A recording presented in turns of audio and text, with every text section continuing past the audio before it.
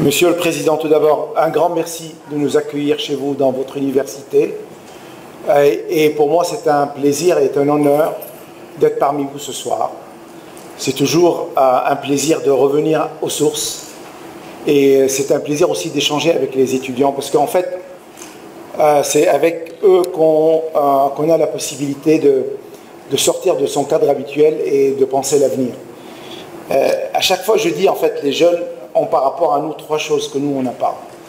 Ils ont l'énergie, ils ont l'ambition et la possibilité de prendre des risques, et aussi, ils ont un meilleur savoir que nous tous, parce que ce que vous enseignez ici, c'est en fait le fruit du meilleur savoir qui existe, et donc, ils ont de la chance, et j'espère qu'ils sont en train d'utiliser cette chance au mieux.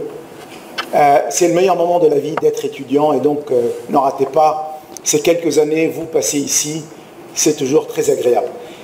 On m'a demandé de faire une présentation en anglais, donc je vais le faire en anglais, je vais switcher, comme on dit en anglais, pour donner une perspective sur l'économie de la région, surtout dans le cadre de nos prévisions pour l'année 2017, parler du contexte économique qui définit la performance économique de notre région, et aussi se concentrer sur deux thèmes qui sont, à mon avis, les thèmes clés de notre avenir.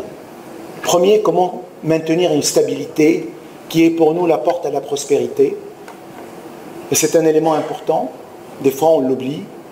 Et le deuxième vecteur, qui est un vecteur très important, c'est comment on peut rendre la croissance plus bénéfique à un plus grand nombre, comment on peut la rendre plus inclusive pour que tout le monde se sent faisant partie du bien-être, et éviter qu'on reste dans une situation d'exclusion. Donc, I will switch to English. I will focus on, as I said, on the outlook for the region and on the risks, on why we need to have higher level of growth, and a brief overview on how the fund is helping the region, what we do and how we do. I think it's very important because more and more we are in fact reaching out to a wider group. Our main interlocutors are the authorities because they are the member of the institution, but we believe there is a larger group of stakeholders that should be part of our engagement, and this is why it's for us always a pleasure, and it's enriching our thinking to create a dialogue with the civil society, with the private sector, as well as also with the universities. First of all, let's start with the good news. The good news is the global economy is recovering, and as you see, growth after a long period since 2008, almost 10 years, after the international financial crisis, the economy is recovering again. Starting mid-2016, we see a new cycle coming up. And this new cycle is gaining momentum in 2017. In particular, is gaining momentum in certain partners for our region, as you see here.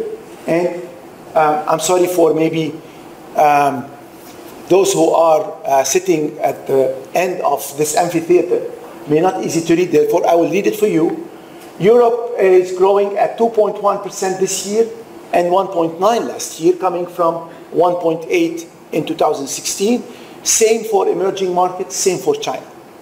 The fact that the global economy is recovering, this is something very positive, especially for a country like Morocco that is engaged in terms of trade and investment to the neighboring countries and mainly to Europe. The other interesting element that this time the recovery is not bringing with it a recovery in oil price. Despite the cut in oil production and despite the sharp decline in oil prices as we see since 2014, the recovery in the global economy that brought with it additional trade is not bringing with it increase in the oil price, which is important in our region, especially for the oil-producing countries. Therefore, commodities, oil, is not recovering as fast as the global economy. There is for our region, unfortunately, another dimension that defines the outlook of our economies, which is the geopolitical situation as well as also the conflict and conflict-related issues.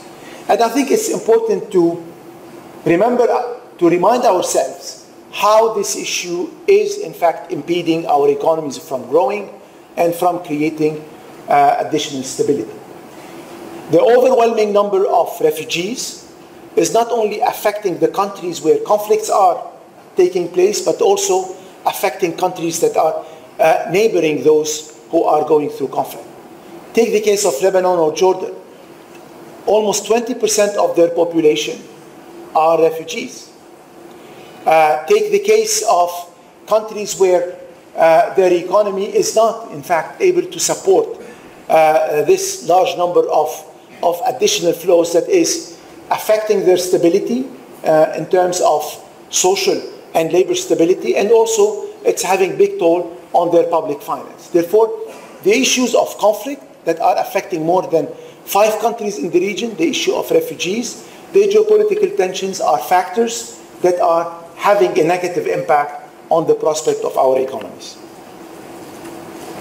Therefore, when we look at the prospect for this year, we see that the region is going into 2 directions.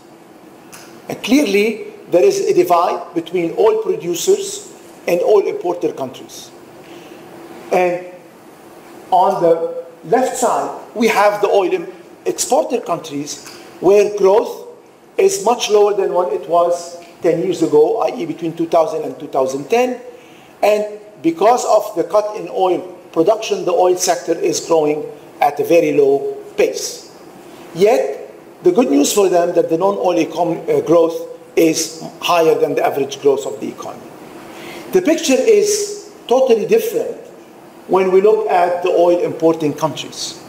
Here, growth is back. This year, oil importing countries like Morocco, like other countries of the region are growing at a rate of 4 to 4.3% on average. It's a good rate compared to where we came from a few years ago, but it's not enough. It's not enough because at 4%, we cannot address the unemployment. That is our main issue in the region. We need at least 6% and 6+ in order to start having a dent and reduce progressively the level of unemployment, especially the youth unemployment. Therefore, it's good, but it's not enough. This is maybe what you hear from your teachers. What you're doing is good, but you should do more. This is maybe, and I'm not here speaking as a teacher for the region could do more, and reaching level of 5, 6, and 7% is something that is within reach. Also, it's important when we look at the outlook for any region and for our region in particular to look at the risks. And here we have a matrix that divides between the global risks and the regional risks. There are positive risks and negative risks. Let me start with the positive. Of course, as I said earlier, the improved in economic conditions globally is a positive news for us. The cycle could be an opportunity for our countries to pick up in terms of growth, to get linked to the global value chain, and to increase their export. On the negative side, the downside issues that we are seeing in the global economy is the fact that financial conditions are gradually tightening. What does it mean? It means that the ample liquidity that we see because of the quantitative easing that happened a few years ago is now, this ample liquidity is drying progressively, and we expect that at least $30 to $35 billion less of capital flows in terms of portfolio investment will go to emerging markets. The other risks are interest rates. Interest rate could, in fact, go up because of a risk of tightening in the monetary policy. The second type of risk is any change in the economic policies in some of the large economies where the risk of inward-looking policies could have an impact on the global economy. Specifically for the region, on the positive side, we see that there are some new initiatives to create integration in the region, and one that is beneficial to Morocco is the G20 initiative, what we call the Compact with Africa, and Morocco is one of the first countries that participated at that, and this is an opportunity to increase investment and trade between Europe and developed economies with Africa and some of the countries in the region. The Belt Road Initiative that is coming with a huge amount of investment in infrastructure and a lot of effort on trade could have positive impact on our region. On the negative side, the geopolitical risks and conflicts, as we saw, and the slow implementation of reforms, especially in countries where the level of growth is low, like Tunisia or Jordan. Let me move to the future, okay? Let's look together how our economies are going to evolve, what are our challenges, and how we are going to address them. And if I have to pick one, and only one, I pick jobs, and especially jobs for youth. When we look at the demographic evolution, we see that we are wasting our big resource, or our most important resource, which is our youth. 60% of our population is below 30, 25% of the youth are unemployed. Those are, in fact, the best resource that we have, and it's a renewable one. Therefore, it's very important looking forward to invest on how we create jobs. And this should be our ultimate and main objective going forward. Main objective for the authorities, for governments, for us as institutions, development institutions, helping, and also for you as university, as teachers, and also for the private sector. Therefore, this is our first priority. Why? Because if we don't address it, as we see on the left side of this graph, the GDP per capita is going down. The 4% that we saw in terms of growth, you are not feeling it, because the GDP per capita is going down. Therefore, we need to create more growth that will make us improve our living conditions and create jobs for the youth. In addition to that, and this should be our target, we have two categories that if they are brought in, the system will be a game changer: youth and women. And here, as we look at the graphs, we see that our countries across the board, rich or poor, with oil or without oil, with small population or large population, are performing below what they should be performing.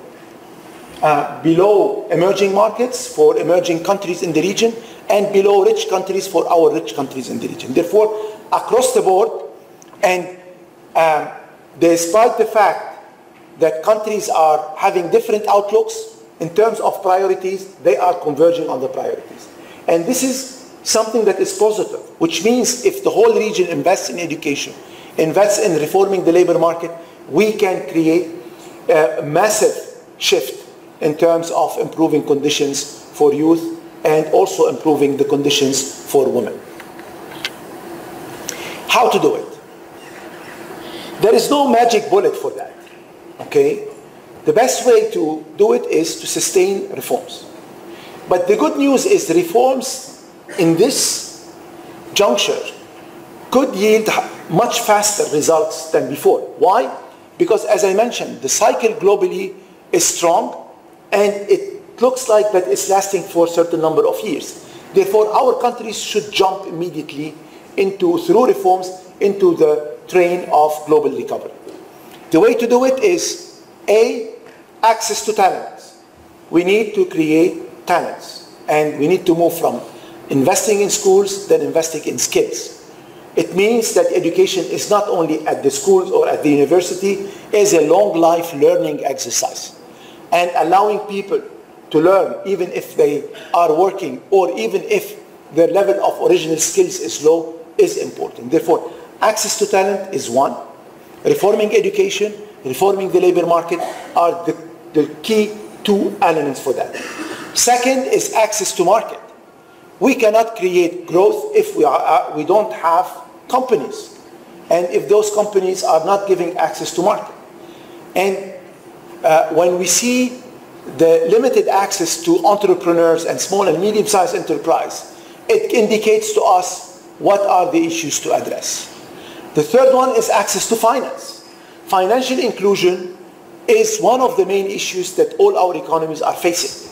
SMEs employ 60% of the workforce, yet they only get 2% of financing in terms of GDP, which is, it shows that there is big disparity. And this disparity need and should be fixed. Technology can play an important role both in fixing education or talent building and also fixing access to finance. Therefore, those three directions are clear: access to market, access to finance, and access to talents.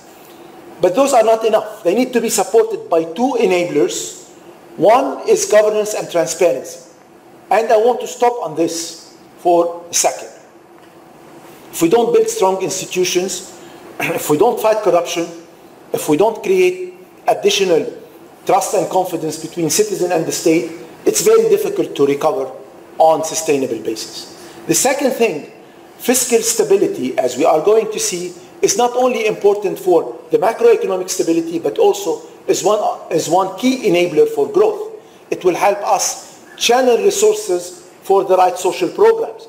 It will help us create what we call the fiscal space that will be invested in infrastructure. And this is where, in fact, by linking these two dimensions, focused policies and focused enablers, we will have the magic formula where we have growth and inclusiveness. As I said, we are doing less than we did before in terms of governance. Between 2010 and 2016, all the arrows are going down. Okay? It shows that in government effectiveness, regulatory, rule of law, control of corruption, we are declining. And this should be reversed. The second issue is, as I said, tax policy should be made more growth-friendly and more social-driven, i.e., it has to be equitable by introducing a dose of progressivity in it, and it has to be economically efficient by widening the range of the tax and increasing or reducing the special schemes and all what makes tax inefficient. Therefore, tax reform could help. The second fiscal element is increased investment in infrastructure. The region needs to upgrade its infrastructure base. And this should be driven by capital spending that can be done through the budget or by public-private partnership.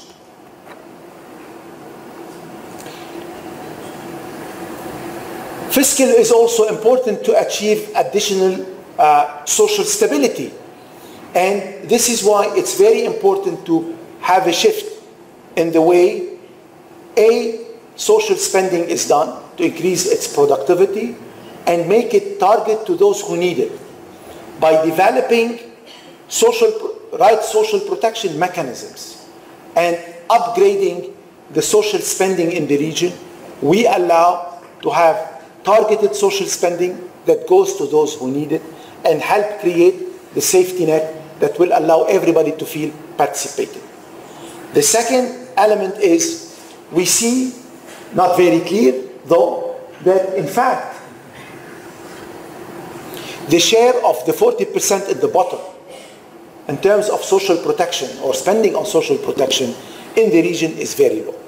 And this is something that, although the graph doesn't show it, but the data behind it, it shows that social spending should gradually shift to target those who are on the low end of the curve in terms of social and income situation. Education. As I said, education is a game changer. And here also, when we look at the way we perform in the region in terms of our average in science, as well as also how we spend on education, we see that we are relatively spending more than we get as a result. For economists, it means that the return on education investment is low. has to be addressed. The second thing is, when we look at the spending in the public sector, we see that there is a high level of rigidity in the spending. What does it mean? It means big part of the government resources, thank you very much, of your resources may not be spent in the right way. And instead of increasing employment in the public sector for social purposes, let's develop the right social programs in order to protect the widest range of groups in the population, and in particular those who are on the most vulnerable positions in the society.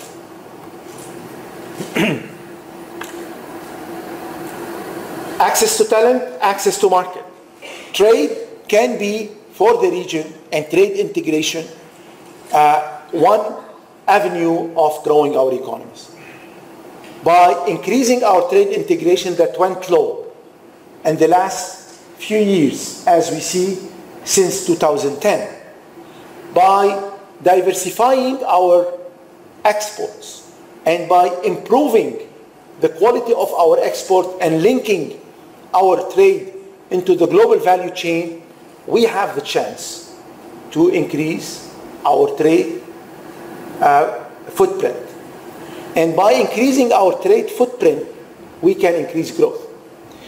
Our recent study that is published in our Regional Economic Outlook for this year is showing that if we do diversify our exports, increase the quality, and link into the value chain, we can get additional growth by 5 to 10% in 5 to 10 years, which is in itself will help us address big part of our social issues. Therefore, investing in trade, shifting the pattern, increasing the quality is one way for a country, for example, like Morocco, that is integrated and could benefit from the growth in Europe and in other parts of the world to increase the level of growth and create jobs for you. The other element that also could play in leapfrog growth in the region is technology. And here we have two examples. Technology, although we have good banking system in the region, well regulated, well capitalized, good central banks, yet when we see how finance is helping the economy, we see that we still have a long way to go. Access to finance for small and medium-sized enterprises is low. 60% of the employment in SMEs, only 2% of GDP in terms of financing is going to SMEs. When we look at the adults in the region, how much they have access to banking, we see that especially for oil-importing countries, we're still below the average of emerging markets, and this is where technology can help us accelerate and fast forward our financial inclusion. Let me, in order to open the debate and listen to your comments and answer your questions, conclude by few key messages. One, the outlook is improving, and I think the region has been showing a strong sign of resilience. There is no other region that in the last 10 years has been subjected to this number of big shocks.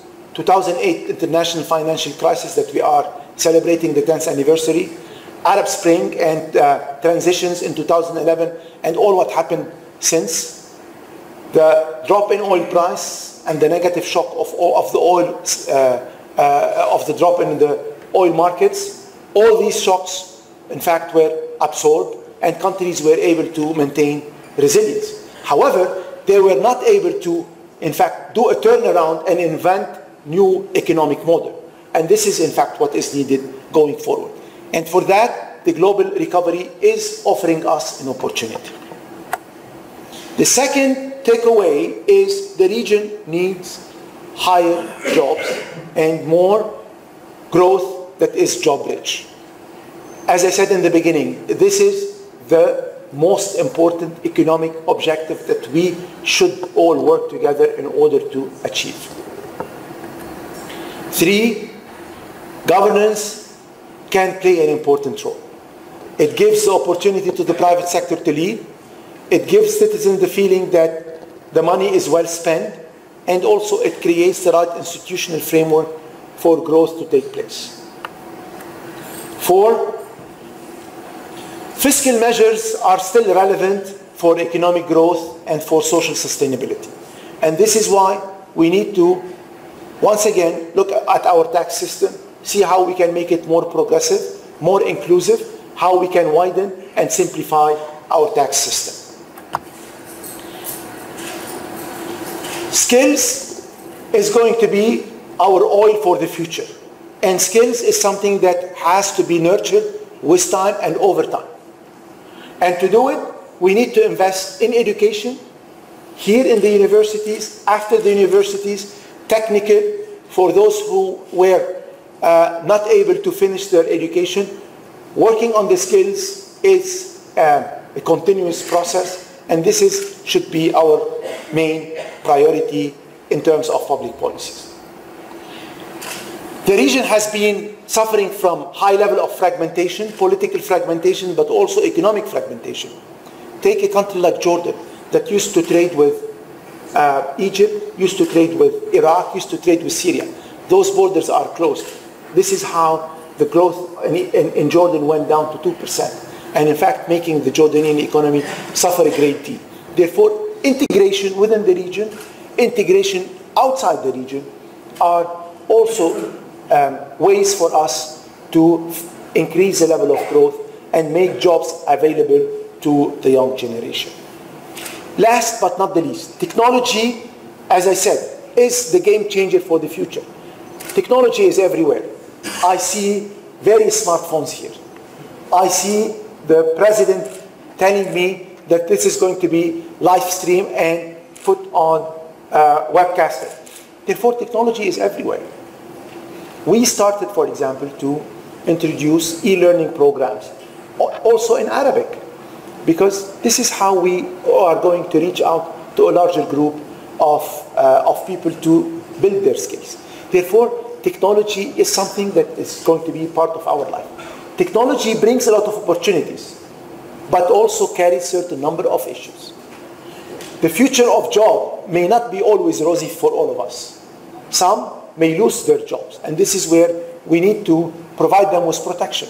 And if we don't have enough resources in the budget to shift it to those, we will be, in fact, stuck, and their discontent will grow. And the discontent of those who are losing job could lead to social unrest, or could lead to radicalism. And this is where it's very important to also, when we embrace technology, look at the implications of technology.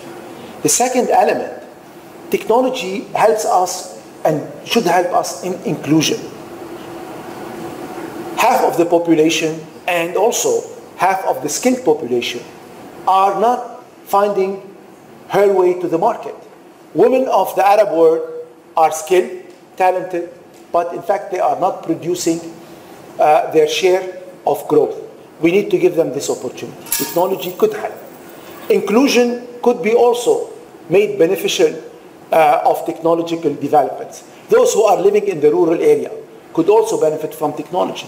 Those who are displaced or refugees, and we have more than 7 million of them, could get learning, could get access to finance, could get access to dignity through technology. And this is something that we need to work on, and we need to operationalize it. This is why we at the fund, we took this as one of our missions for this year and the years going forward, is how we make growth higher and how we help countries in that, and how we can make growth not only higher for the few, but higher for a large group by making it more inclusive. And in our relationship with countries, both in terms of policy support, or in terms of technical support, or in terms of financial support, or in terms of dialogue as we're doing here today, we try, in fact, to think together about the key themes that will address issues that the region is facing. And for that purpose, we are having in this beautiful city, in January, a large and international conference about inclusive growth in the region. And we are inviting government, of course, but not to monopolize the debate, but also to listen to others. And they will be listening to NGOs, will be listening to entrepreneurs, will be listening to the private sector to see how all the stakeholders could work together to create higher level of growth and make it, in fact, shared by a larger group of people. And for that purpose, we are launching a campaign on innovation that is for all of you. I encourage you to apply. We're going to select few good talents, and we will go to showcase those talents. Definitely there are many others, but in fact it's a symbol to show that the wealth of the region is in your brains, and the future of the region is in your hands. Therefore, I think it's very important that we all work together, academia, development institutions, government, private sector, to make this transformation happen. And this transformation will not only be beneficial for each and all of you, also will bring with it security and stability. On that note, I would like to stop here, take your questions, and also if you have any comments, are very welcome. Thank you very much.